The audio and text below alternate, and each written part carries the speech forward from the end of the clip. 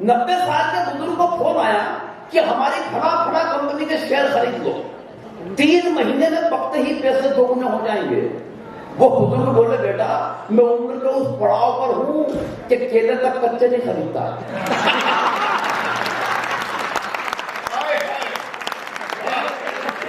बस ये गले और तारीफ करके बताऊं क्या, एक हमारे बड़े व्यंग्यकार हुए हरिशंकर जी परसाई, और ये देखो आखिरी कोशिश है मेरी, इसके बाद के अगर आप नहीं समझे तो फिर दुनिया की कोई ताकत नहीं समझा पाएगी। उन्होंने कहा कि एक पेड़ पर उल्लू बहुत बैठते थे, पेड़ रात दिन परेशान उल्लुओं के कारण। एक दिन पेड़ कट गया तो पेड़ बहुत खुश हुआ कि चलो उल्लुओं से छुटकारा मिला। बाद में उस कटे हुए पेड़ की संसद भवन की कुर्सियां बना दी गई।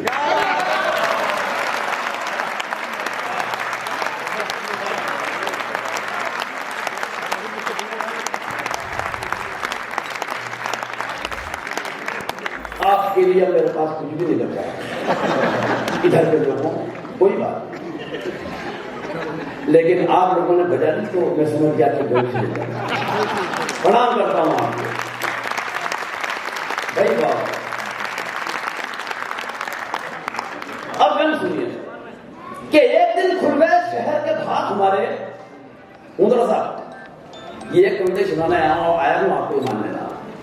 एक दिन खुल गए शहर के भाग हमारे, एक मंत्री जी शमशान घाट के उद्घाटन के लिए पधारे। और अब व्यंग्य की दूसरी पंक्ति पकड़ लो तो बता देना।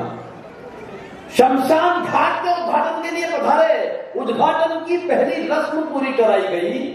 एक जलते हुए मुर्दे को बुझाकर मंत्री जी के हाथ से अग्नि दिलाई गई। सैल्यूट आपको, प्रणाम करता हूं। एक जलते हुए मुर्दे को बुझाकर मंत्री जी के हाथ से अग्नि दिलाई गई। इस घटना से कम एक बात का तो पता चलता है कि आदमी का नसीब खराब हो तो वो मरने के बाद भी भुगतता है।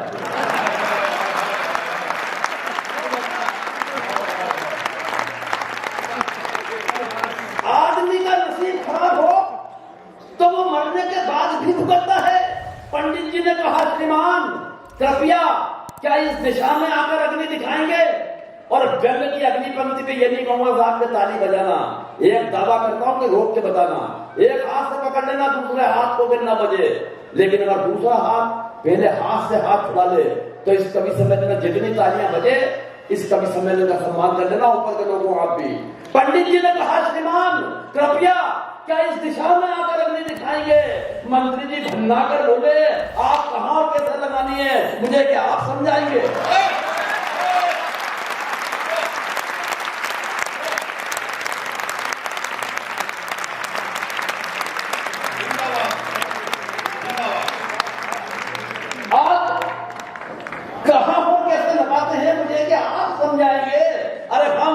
हिंदुस्तान की राजनीति को बरसों से झेल रहे हैं, रोजाना विरोधियों के साथ तरह तरह की आग से खेल रहे हैं। और पंडित जी आप तो बुजुर्ग हैं, आपको तो कम से कम ये बात समझ में आनी चाहिए कि आग दिशा देख के नहीं, आग तो हवा का रूप देख कर लगानी चाहिए।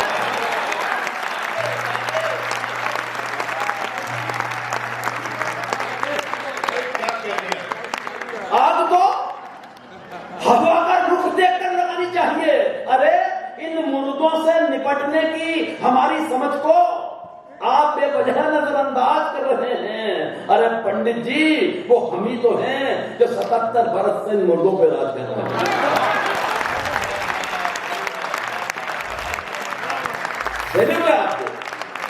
77 बरस से इन मुर्दों पे राज कर रहे हैं। काश मंत्री जी को पेट की आग और चूल्हे की आग के बारे में भी कुछ पता होता तो दोस्तों इस हिंदुस्तान का नक्शा कोई दूसरा हुआ होता।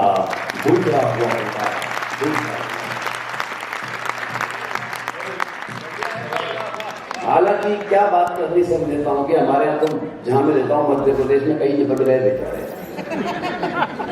लेकिन आदत वही पड़ी हुई झंडे की। झंडे नहीं उतर रहे गाड़ियों से। एक नेताजी की पान की दुकान पे जैसे ही उज्जैन में गाड़ी आकर रुकी चमचमाती, तो उसके अगल बगल में से 4 चम्मच भी बाहर है। मुझे नेताजी को देख के लगा कि यार किसी पार्टी के कोई मंत्री हैं।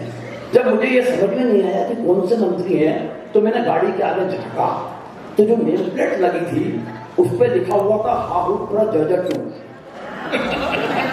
हाहूपुरा जजटू। मुझे सर ये तो समझ में नहीं आया कि कौन से मंत्री हैं, लेकिन एक बात समझ में आ गई कि किसी जनजाति के या अनुसूचित जनजाति के मंत्री हैं। तो मैंने उनका जो ड्राइवर था उसके गले में धीरे से हाथ डाला। मैंने कहा भाई साहब ये कौन से मंत्री हैं? बोले कोई मंत्री नहीं है। मैंने कहा ये फिर हाहूपुरा? बोले हारा हुआ प्रत्याशी है। तालियां कम रह गई थोड़ी सी। सर तालियां तो पूरा खत्म इस बात से बजाएगा। मैंने कहा फिर ये जज क्या है?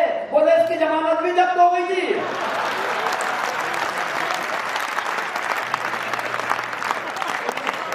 सर हमें तो वो संताप भी झेलना पड़ रहा है। हालांकि हम नेताओं से कोई डिफीट खाता नहीं है, कोई चोट खाने तैयार नहीं है, क्योंकि हमें अकल मिल जाती है, हम कहीं से भी दे देते हैं।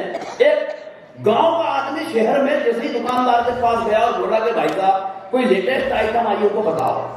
दुकानदार ने कहा लेटेस्ट तो कुछ नहीं, लेकिन फ्रांस से चूहे की मूर्ति आई है जो देखने में लगती है बिल्कुल कि जैसे जीवित चूहा हो। जैसे उस दुकानदार ने उस ग्राहक को वो मूर्ति बताई, उसको इतनी पसंद आई कि उसने उस मूर्ति को खरीद ली। और जैसे ही अपने गांव पहुंचा तो मुद्रा जी उसके गांव पहुंचते ही जितने चूहे थे गांव के उसके पीछे लग गए। वो तेज चलने लगा, चूहे तेज चलने लगे, वो दौड़ने लगा, चूहे दौड़ने लगे, वो भागने लगा, चूहे भागने लगे। वो आदमी घबरा गया, उसने मूर्ति को उठाया और कुएं में फेंक दिया।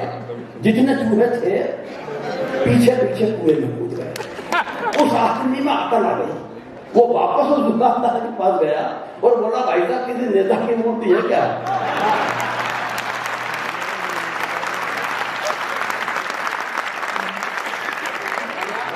सर अकल लेना है कहीं से नहीं ले लो।